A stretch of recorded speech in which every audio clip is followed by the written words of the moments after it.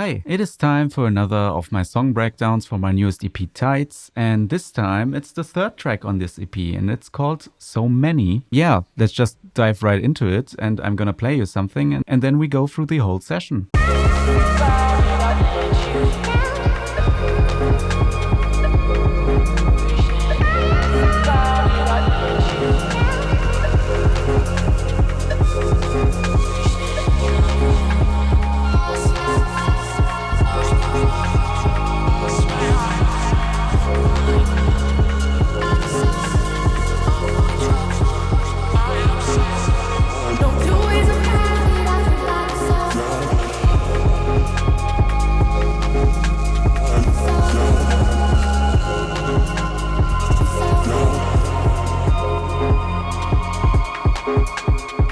Alright, I wanted to have a track that is a garage track with these driving break beats, but also very ambient feeling and slightly melancholic feeling. I won't go over the whole template this time because I made a whole video on how my template is set up and this will be linked down in the description, so you can watch that if you want. Let's just start with the drums again. Yeah, again, I try to have like this garage feeling with my drums. As you can see, I have a lot of different elements in here and there's a lot of automation going on. Initially, I had an Ableton drum rack, which was this one.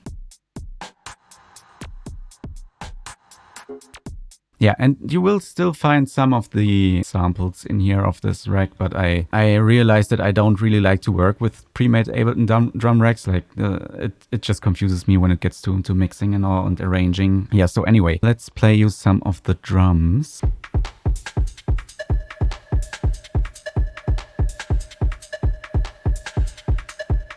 So on the drum group, I have this rack here, which is called Radiating Drums. Then I also have an auto filter in here, but it's just for automation, like arranging. And then there's also Convolution Reverb Pro in here. So without all the effects, it sounds like this. And with it like this. This rack is an updated version of one of the Ableton stock racks, which is called Drums Warm and White. The only thing I added was the radiator because I just wanted to have some saturation and some noise in there. This is what it sounds like without the rack. And now with it. So you can tell that it gets like a bit brighter and clearer. Like there's more cohesion in the sound, I would say. Yeah, moving on, we have the convolution reverb. And the convolution reverb is there to add some space to the drums, obviously, but I think it's a great reverb to use there because of these impulse responses. It just sounds a little bit more natural. So this is without the reverb. And now with it.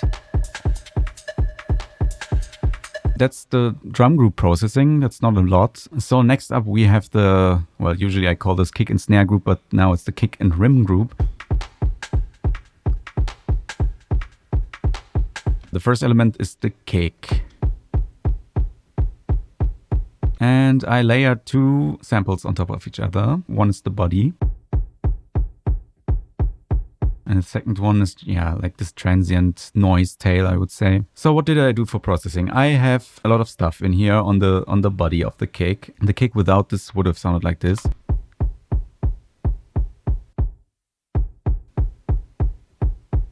So yeah, this is a lot of saturation. Basically, I have the dynamic tube in here, EQ, overdrive, isotope trash, and so on. So let's go through each of them. So the dynamic tube is pretty subtle. It just adds a little bit of, yeah, a little bit of distortion. Then I have this EQ here, which just gets rid of a bit of the high mid-range. Yeah, then there's an overdrive here. That adds a little bit more of distortion again. And then we have trash 2. I just enabled the trash, but I use two stages. One is with the amp drainer distort mode and the other one is with the dystropia drive mode.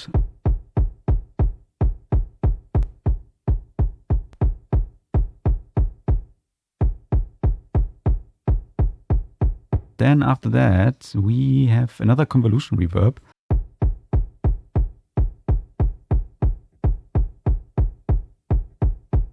Yeah, this is more one of the experimental impulse responses. It just makes the kick sound a little bit destroyed.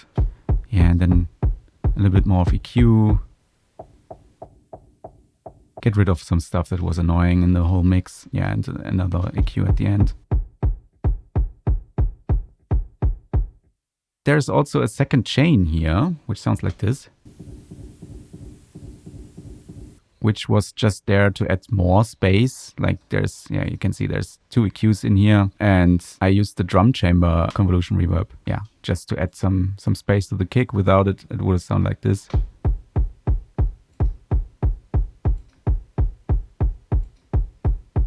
Okay, so next up we have this noise sample. This is what it sounds like without processing. And this with it. Yeah, it just adds a little bit of distortion. Like this wave shaper saturator is the most important part probably.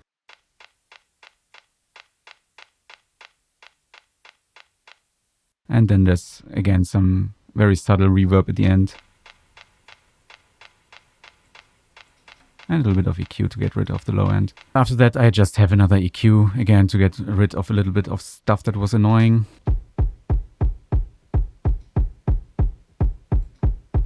Yeah, this last EQ is basically just to tighten up the kick. And then there's, again, a little bit more of saturation where I use this crest reducer rack I made myself, where yeah, I just map the drive and the output to the knob so I don't have to do 2 automations at once. It's very subtle. It's basically just a mixing tool to make the sound a little bit less dynamic. Yeah, moving on. I have this clap here. Yeah, I think it's like a clap and a snare layered together. It's again from some free loop I got somewhere. I don't know where. Yeah, and I just did a lot of wonky EQing here.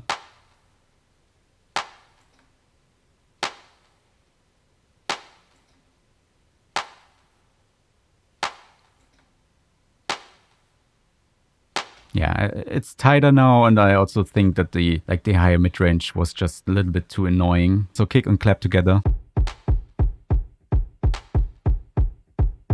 Then after this, we have the first rim shot, which is still a sample from the original drum rack. And I didn't do anything basically aside from a little bit of EQ. Yeah, that's it. So they together sound like this. So you already noticed like the start of this call and response pattern, like the clap and the rim, they like call off each other. And then I have another rim, the second one. And here I did some even more weird EQing.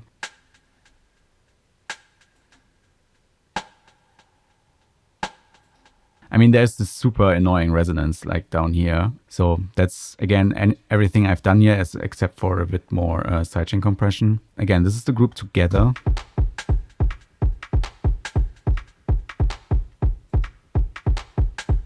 So the last rim, again, adds another element to this whole call and response pattern. And you will notice this will go on also with the tops and even some of the other effects in here. Everything is calling off of each other. Yeah, so next up we have the top section.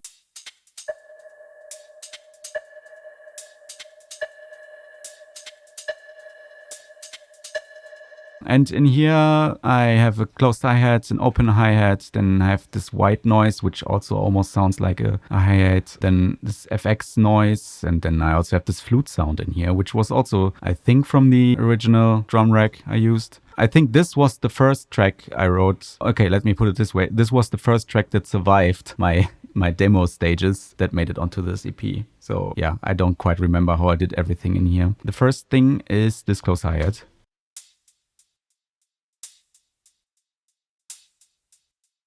And this is without processing. Okay, so the first thing in here is this vocoder.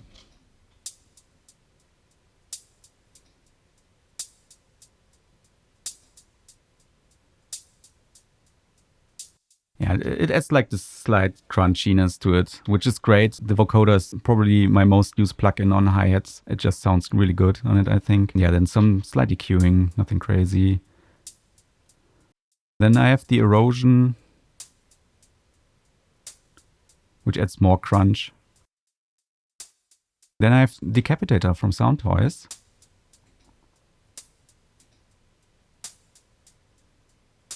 Yeah, which is really distorted this time. Like I think it uses a substantial amount of distortion. Then more EQ to get rid of some of the low end that was introduced. Then the convolution reverb again, where I use this experimental dance shaker sound, which kind of adds a second reverb shaker onto the sound, if that makes sense. Yeah, then some EQ to get rid of some resonances, like this one here. Yeah, it's not pleasant. Then the last EQ is just to get rid of the rest of the low end. And then again, I use this crest reducer rack here to add some more distortion. And some sidechain compression. What else did I do here? I also automated like the balance on this utility, just to have some variation here, like you can see here, for example, so that the sound moves in the space of the track. Yeah, then we can move on to the next part, which is the open hi-hat.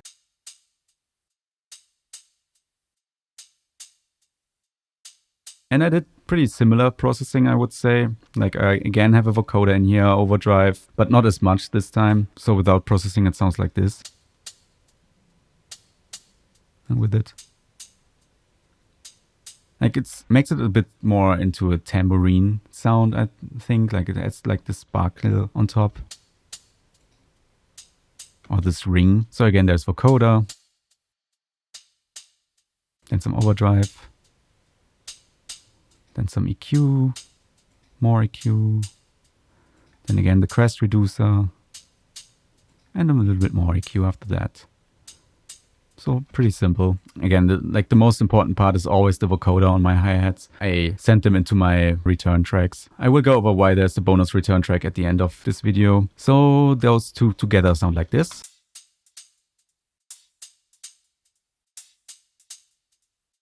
And together with the other parts of the drums.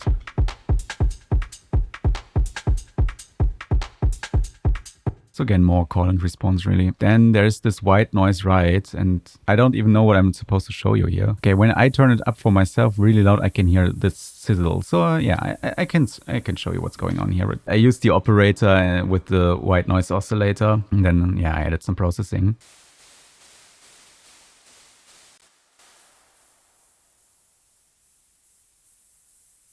First up, we have a decapitator. It's more distortion. Then I have the fuzz plus free.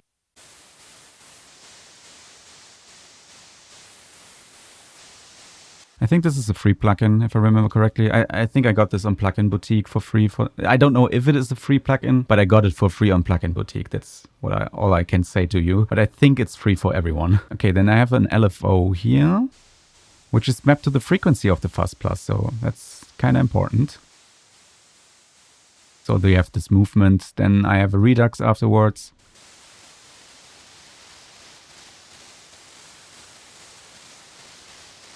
Yeah, then again, well, this is probably the main EQ, which made it in this high-end sizzle. Then I have super plate, which makes this more spacious, I would say. Great reverb. Then OTT for whatever reason. I think I wanted to have even more high-end. And then to cut the rest of the low-end. Another EQ. I will have boosted this whole section for you so you can hear it better than I can at the moment. But obviously, if you hear this in the whole context of the drums and the track, you can kind of notice it if it's gone, but it's very, very, very subtle.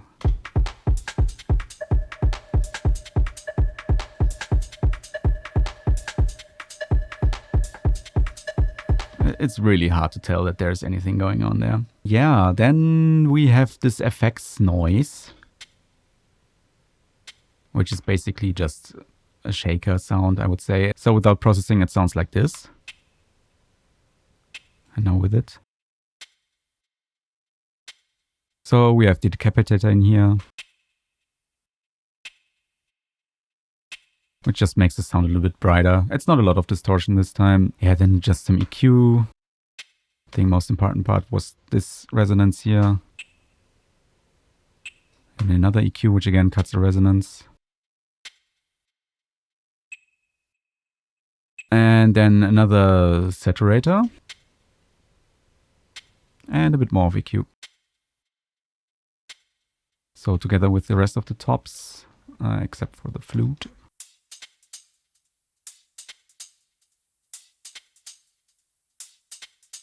It's another response to something. And the last thing in here is this flute.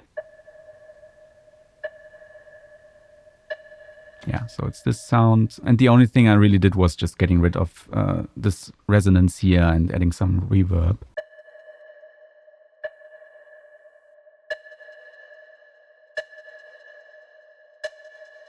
Yeah, I just didn't want to have this resonance as part of the sound. Like, it has two main resonances and I just wanted to keep one of them. Again, this is without processing. Now with the EQ. It's a bit cleaner. Then I have Valhalla Vintage Verb, which adds a bit more space, but there's already a lot of reverb going on through the return tracks. And then the last thing is the saturator again. So together with the rest of the tops. And with the rest of the drums.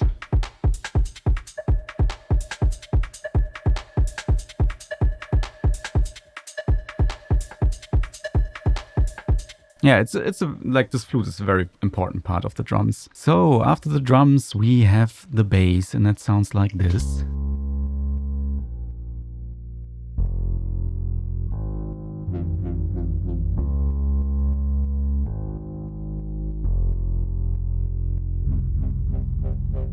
Which is pretty simple. We first have this sub-wop stuff going on here, and I used an Ableton preset called dub wop bass, and it sounds like this alone and without processing. So what did I do for processing? Well, first up I have an EQ in here. Then after that I have the amp, which just adds a little bit of distortion. Then after that I have the dynamic tube, which adds a lot more distortion this time.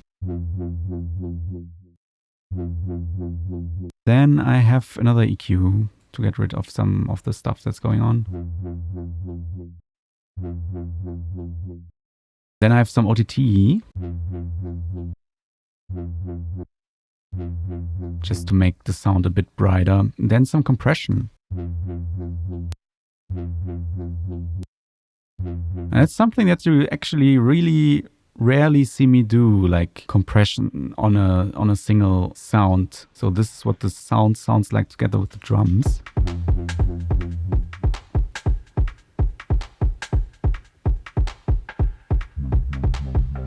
Yeah, it just adds this dubby feeling. And next up, I have a bass line, and I used easy bass this time. Usually I would play the bass myself, but I think I had a sub bass line, like with the sine wave slightly distorted, but it just didn't really fit into the track. So I experimented a bit and I just settled onto a bass, like an electric bass guitar, but I didn't want to play it in myself. So it sounds like this.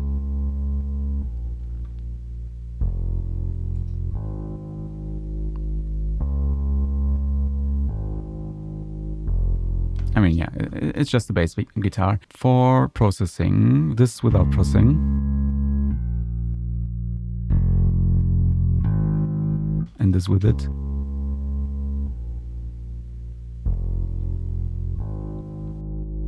Like, I just used one of the presets in here, like this easy bass, vintage mid-scoop bass, because I like how it sounds. It has a little bit of chorus, a bit of drive. So let's go through the processing. Yeah, this is just here to clean up some of the low mid-range or higher lows, whatever you want to call it. It was just too much. Then again, a little bit more of that. Then even more of that. Then I do have an auto filter afterwards, which is just for automation, obviously. Then there's more saturation here.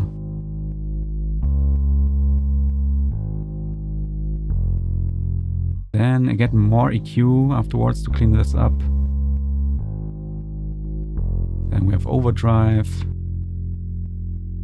And I distorted a lot of the mid range because this track in general is a bit more mid-rangey. Like I wanted to have like this more lo-fi feeling, and then some reverb.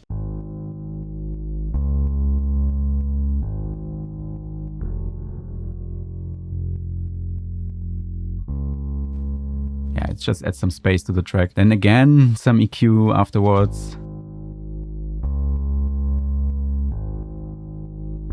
And a bit of compression too.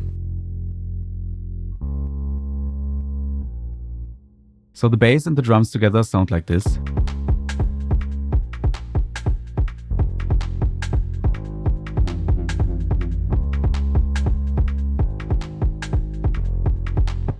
Right, moving on. Next thing is the synth group.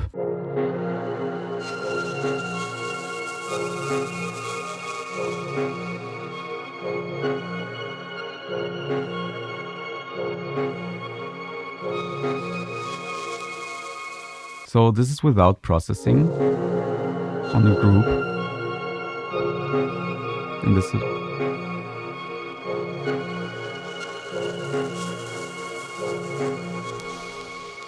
what do I have here? I have this tape rack here, which I didn't make myself. This is by Elephant. It's a free rack and there's tons of stuff going on here, but it's just a tape emulation basically.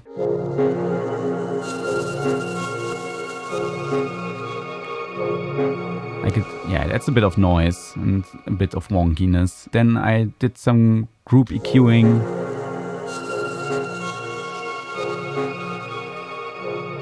It's usually something I would try to avoid, but I was getting frustrated with this mix. I just want to have some clear-cut stuff that's going on so I can finish this mix. Auto filters just for arrangement. And we have Ozone Imager at the end.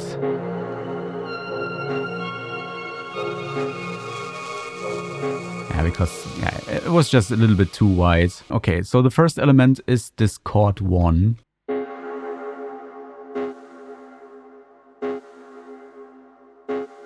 So without processing, it sounds like this.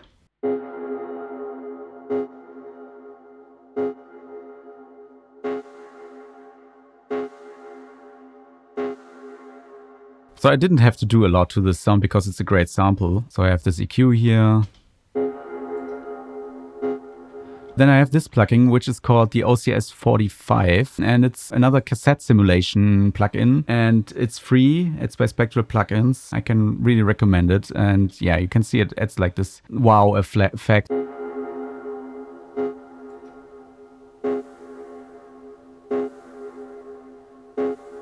So you can hear the sound is a bit drifting out of pitch, like slightly, like you would expect from an old cassette. And I add some noise, a bit of distortion. It's a great plugin. It's a really great plugin. And again, some EQ at the end. And then I have the second chord here, which sounds like this without processing. So it's this very wide dub sound with processing. So mainly I just got rid of a bit of the side information and a bit of the mid-range here with this mid-side EQ.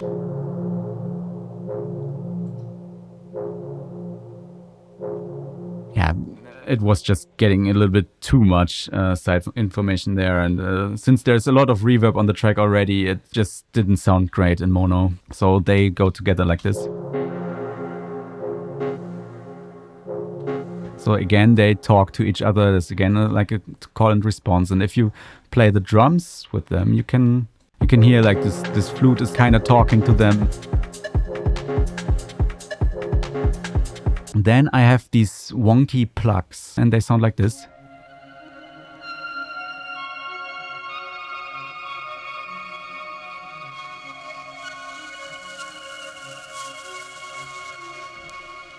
So first, let me show you the MIDI, which is quite a bit. Yeah, I used the melodic step sequencer, which is a Max for Live device. Yeah, it's a pretty great sequencer where you can have like these polyrhythmic step sections.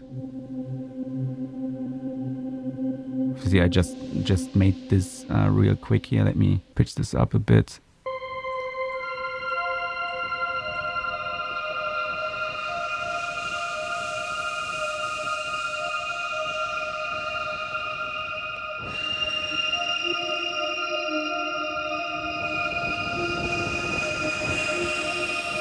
You can come up with some really great patterns with this. So first let me show you what it sounds like without processing.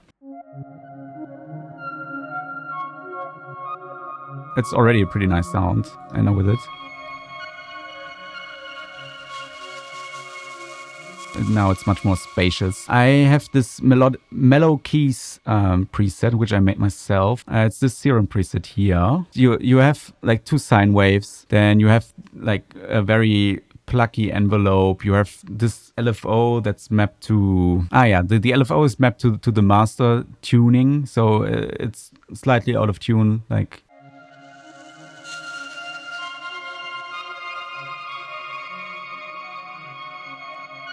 So it's this patch here. I also have like a delay in here, reverb, some equalizer, but I can't really remember how I made this. Like I've used this for some time now. Like usually it would sound like something like this.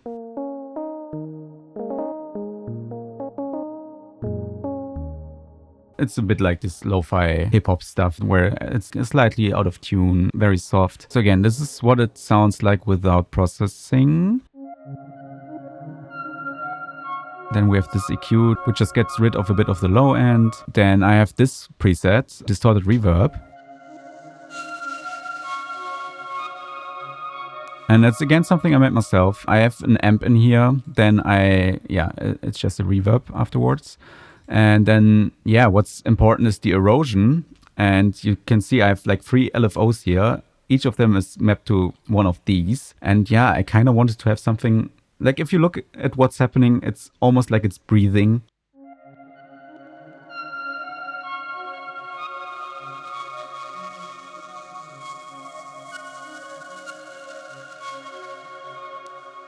Very calmly breathing, so it fits really well into this sound. Then I do have this preset.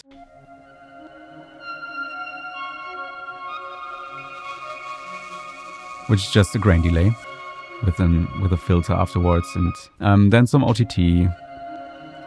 Then again some EQ to get rid of some of the low mid-range.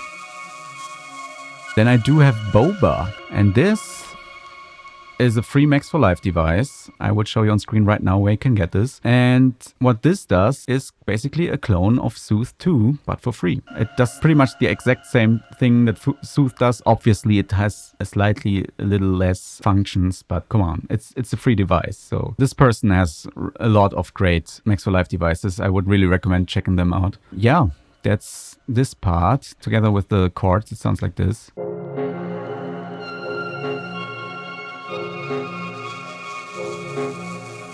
Then the next thing, not the last thing, is this reverse dub. And I would guess, if we listen to this, this is A, very quiet, and B, this is just the tail of one of these chords, I think of the first one. I resampled the sound, reversed it, and then I used this to lead into the section. I just have an EQ on here, then I have this overdrive, then I have a little bit more reverb. Well, a lot of reverb, so it just keeps playing for a while. Yeah, there's nothing more to say about the sound really. Then I have this thing which is called the bell pad.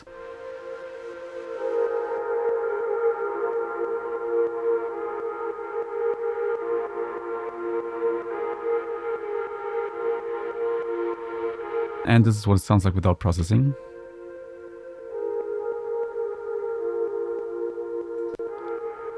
So what did I do here? I have like this one shot, which sounds like this. And what I did, I used the loop function in here, and I turned down the loop a bit, turned down the length a bit, and turned on fade. So I can have like something I can...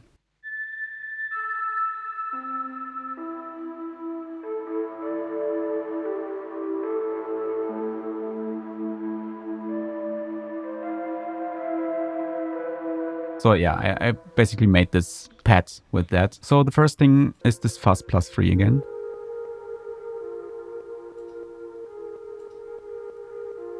Which already makes it a lot more interesting, I think. And I have raw.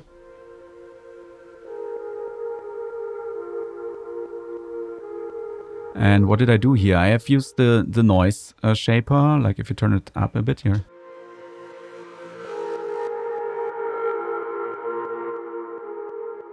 And you can already hear some funky stuff going on. That's because I have these two LFOs here that are mapped to the, well, one is mapped to the amount of the shaper, so this button here, and the other one is mapped to the feedback amount.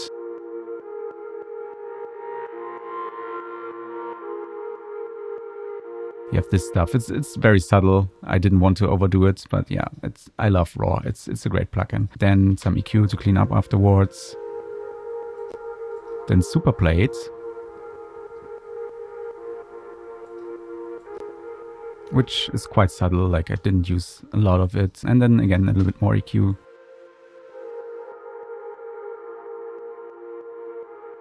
So together with the rest, it sounds like this.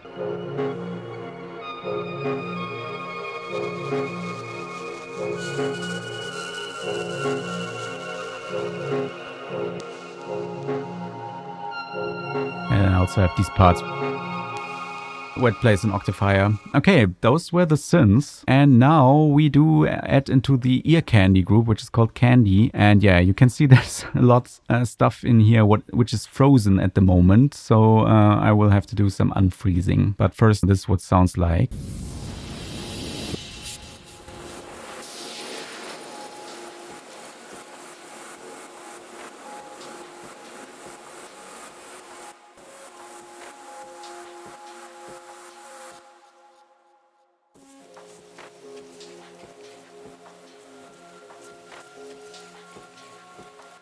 So I don't really have any group processing going on. So the first effect is called Wasserstrahl, which means water stream. Yeah, this was literally just like I recorded this in my kitchen where I turned on the faucet and then recorded this with my phone. So without processing, it sounded like this.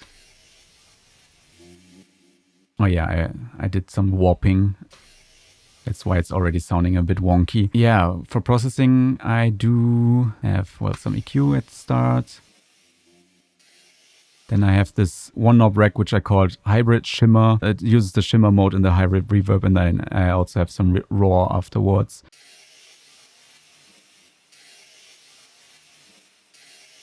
It's subtle. I mean, it's a quiet sound. It's just there to for ear candy, so obviously it's quiet. Then I have this, which I called Nostalgia Delay. And what do I have in here? I have a delay in here, obviously. Then I have two shifters in here, and they are basically just there to add some pitch shifting. Like this, again, this slight ongoing pitch shifting, like the same you would have with a tape plugin, for example. So without it, it's like this. Then some erosion afterwards for some noise. Then I added more noise with the raw, and then I also have vinyl distortion afterwards and another auto filter. Yeah, this is all just boiling down to one knob.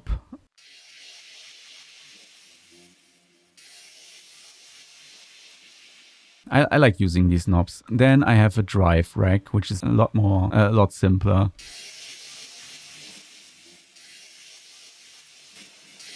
Yeah, it just adds drive to the track. There's a dynamic tube in here, saturator, overdrive, and a bit of drum bass at the end. Yeah, again, it just adds some distortion. And then again, some EQ afterwards to cut out the rest of the low end. And yeah, some sidechain compression. Okay, so next up we have this one shot here, which is really distorted. Without processing, it sounds like this. And yeah, well, I have Develop Deluxe in here, which is the main culprit of the distortion. Then I have Decapitator, which, okay, no, the Decapitator is the main culprit this time. Obviously, I turned it up quite a bit. Usually I would say Develop is the one who does this, but okay. And then I have some EQ, because I didn't want to have so much high end. So it's part of this whole section here where I have this impact sound. Let's play this first.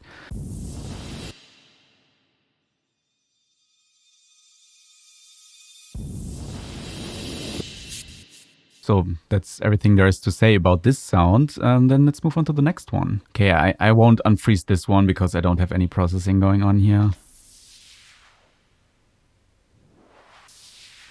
It's just this sweep sound, just a sample. The only thing I did was pitching it up and using the complex warp. Yeah, then the next one is this one, which is the same sound as the initial one, but reversed. So yeah, I don't really have to unfreeze this one. Either it has the same settings, I know that.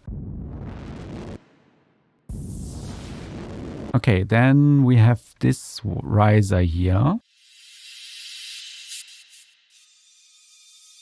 which is just, yeah, again, it's just a riser. I think it's probably just a reversed hi-hat or something. And yeah, I pitched it up by 16, and then this part I pitched it up by 24. And there's more to show you there, except, yeah, I did some EQ, but it's just getting rid of some low end. Yeah, and this one is probably more interesting. So yeah, this one is the texture.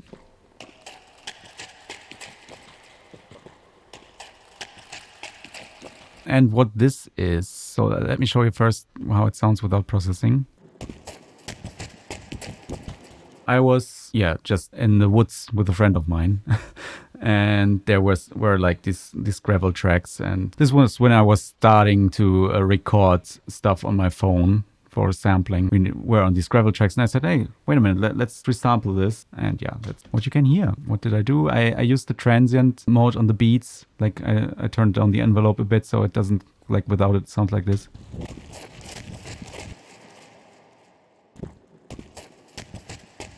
It sounds more like steps now. Yeah, and what do I have here? Well, I have an EQ. Then I have this phase wobble, which is just a tremolo, like a vibrato. Then I have a phaser in here and erosion. Then I have this one off, which is called grains, and it's just a little bit of overdrive, grain delay, and reverb.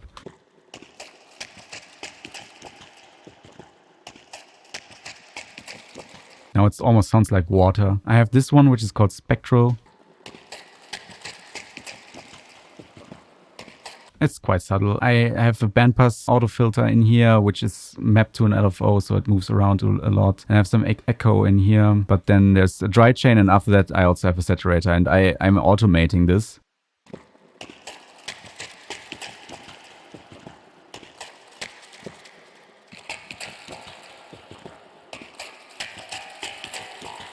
Yeah, now you can actually hear it. And yeah, then some sidechain compression after that. So that's that sound. So next up we have this tape hiss.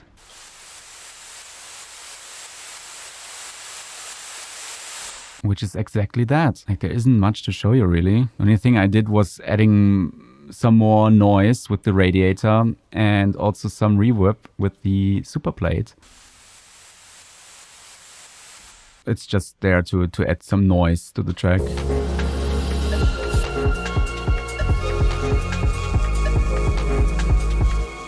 Then we have this part here.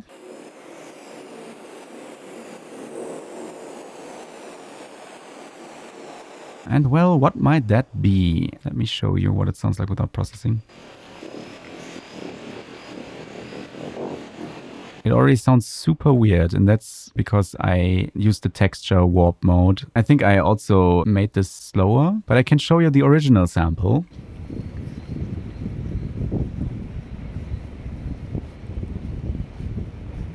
Like you mostly just hear wind, but you can also kind of hear a train in the back. Like this was in the city. I just heard the train moving and I just pulled out my phone because I wanted to record it from far away. Yeah, so what did I do? I added some EQ. Then I have super plate here, which just gives it a lot of space. Then I have this erosion here, which I automated.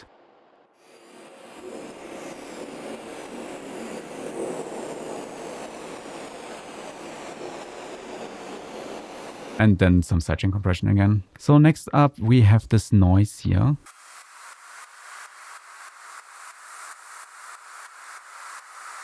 Without processing it sounds like this. So first I have this EQ in here. Then we have this decapitator. It just adds more distortion. Then we have super plate, which again adds more space. Then I have this LFO here, which is mapped to... Yeah, it's again mapped... It's like the same technique like I've used in this distorted reverb preset. Just a bit less crazy. Then I have the OCS 45 again.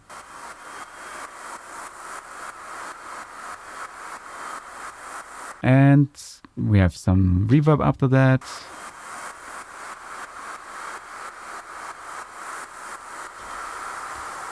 Some EQ to get rid of some of the low end because it was getting much. And I also got rid of this resonance.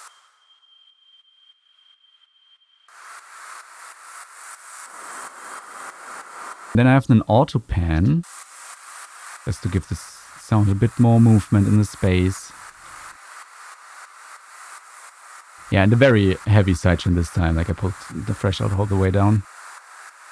Okay, that's that sound. And next up we have something I called Gardiner. And I will explain shortly after you hear what it is.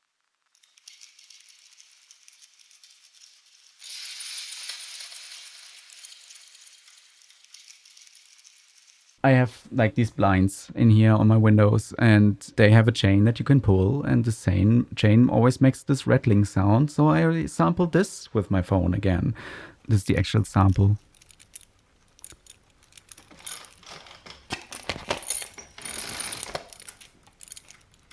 And what did I do? There we have some EQ for the cutting out low end.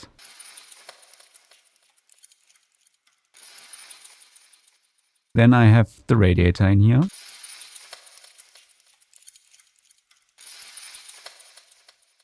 Then I again use this grains knob, like this grain delay.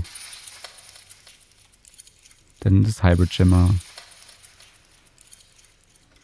Then this nostalgia delay again.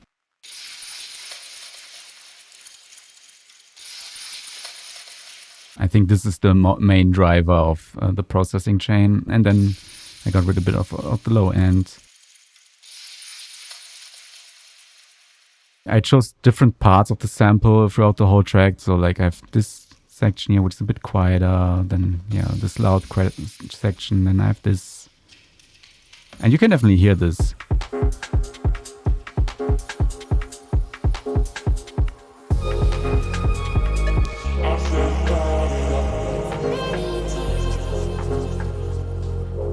And like it adds a lot of this sparkling stuff on top. Yeah, next up, this is an interesting one. This is a resampled section of a very old track of mine, which is not a great track. Well, it's not from 2003 if you see it like this. I just called it 2003 back then.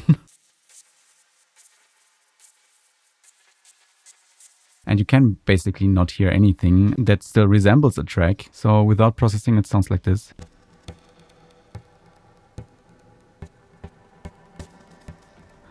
And I did use the Beats transient warp mode and I pitched it up by 12. I made it much faster. I can show you the original track.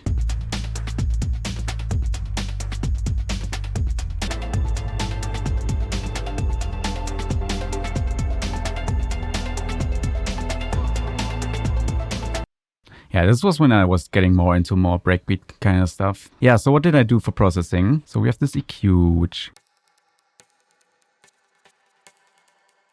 Then we have this, which is called punks, panch, whatever.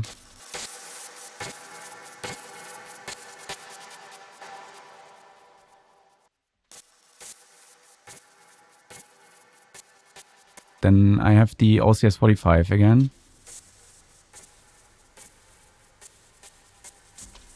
Then I have Echo Boy, where I just use this pink fat pong preset. I have this auto filter, which just adds a lot of movement. Again, the grain delay. And a little bit of EQ afterwards. Okay, then after this, we have this synth resample, where I just resampled the whole synth group.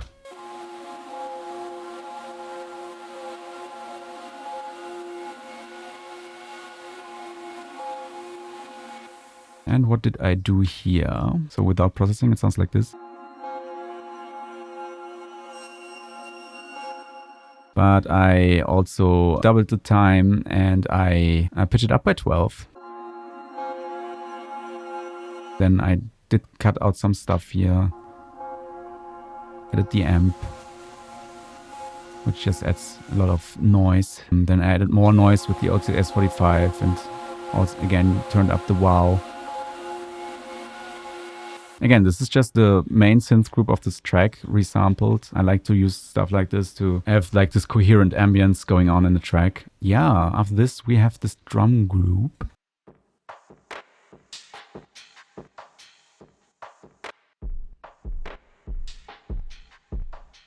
Which is not the drum group of this track resampled. It's another sample I made myself at some point where I made some drum loops for free sound. Well, I didn't do much processing here. It's just an EQ. Then I have a decapitator. Again, some more EQ. And then sidechain compression. Let me show you why this whole stuff was so important. Let's just listen to the intro first. Like you have all this stuff going on. And now let me turn off this.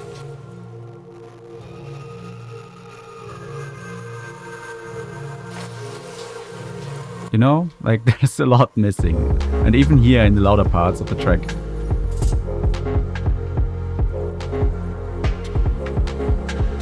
And the last thing for this track are my vocals. Well, they aren't my vocals, it's not me singing, but yeah, they sound like this.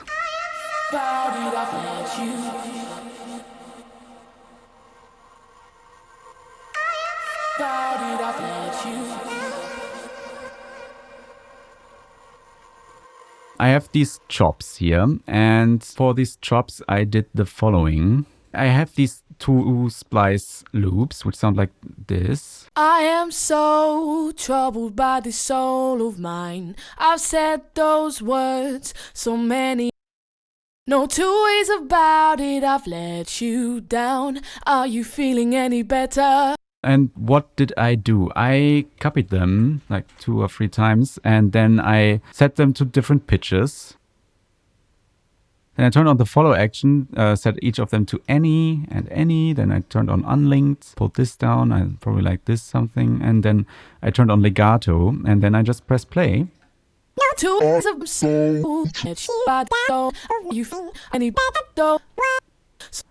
Something like this. I can't quite remember what the settings were. And then I just resampled them, and then you can see these resamples. I have these parts. I am so troubled by the soul of mine. I've said about it so many times. No two ways about it, I feel by the soul down. Yeah, and then I used them as my main vocals like that. So that's I think it's a good technique to get a little bit more creative with splice vocal samples, so you don't just slap the loop in there and be done with it. The first element is obviously the main vocal, which sounds like this unprocessed. Well, I put on some autotune. It was already autotune probably. It's just to add a little bit more. Then I have the spectral shaper here, and I used this because I had some trouble with the S sounds. Like I already did some volume automation on the S sounds on each of the chops, but they were just getting really harsh together with the other tracks, elements of the track. Yeah, this is what it's taking out. You can hear how this would sound harsh on your eardrums. Okay, so the first thing is this EQ here, which makes this telephone sound, but I don't have this in every section. Like I don't have it here. Then I use this ethereal vocal preset. It's again something from one of the Ableton packs. Oh yeah, I think it's the voice box. Yeah, it's this voice box pack by Ableton, and it's just it's just a great reverb preset, really. Like I have these settings here. Then I have the Air vocal doubler.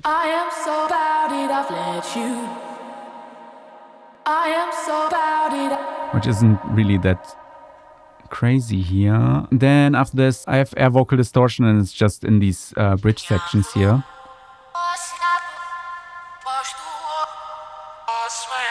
where I just reversed the vocal and chopped it even more. And yeah, I used this phone presets. I guess I could have also done this with the EQ, but I think I wanted to have some of the distortion that's in here. Yeah, then I have some EQ, which is just for mixing. Then I have some delay. Then I have crystallizer, which is mostly important for these sections.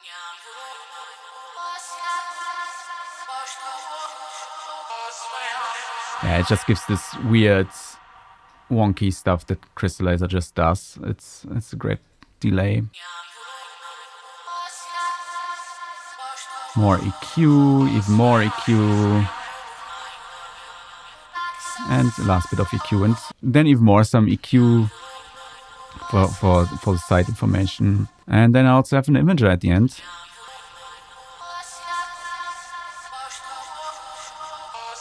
Because I wanted to get rid of some of the high-end side information, because that also caused some of the harshness. Okay, then I also have a filter here, which is just for automation, some saturation, and again some sidechain compression. And then I also have these resamples here, which sound like this.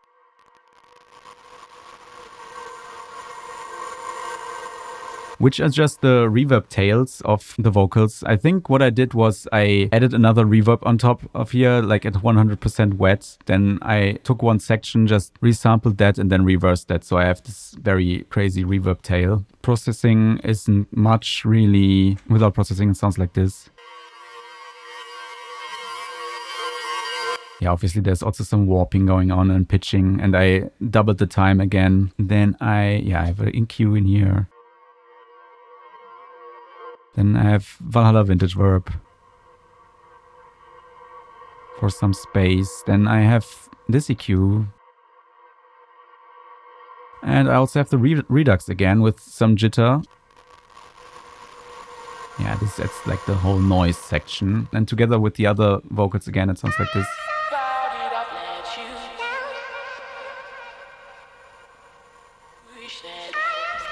That's the vocals. Let's quickly, like I won't go over each of them again. This is in the template video you can watch, but I also have this here. And the reason why this is there is basically this was from the Ableton drum rack. There was this return track ingrained in the drum rack, and yeah, it's just a filter, an EQ, and a reverb. And this is so important to the sound of the track. Like,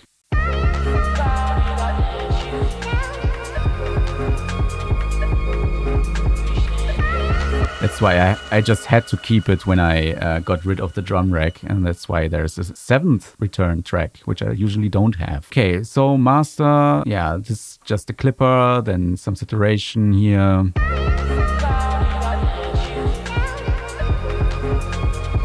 Which is always there. Yeah, then I did some, like without this processing chain.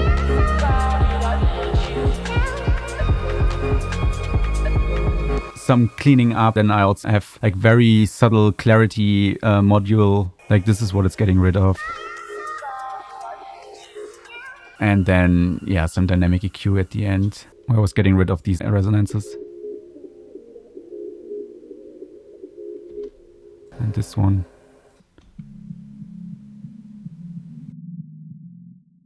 Yeah, it was just clouding the mix a bit. I don't know why I turned up the gain here. Usually I wouldn't do that. And I also have a limiter here. Yeah, this is the pre-mastered version. As with any of the other tracks, like, yeah, sure, I have a mastering chain here, but I still do like the final master, which is just a mix in another session. Again, this is the whole track.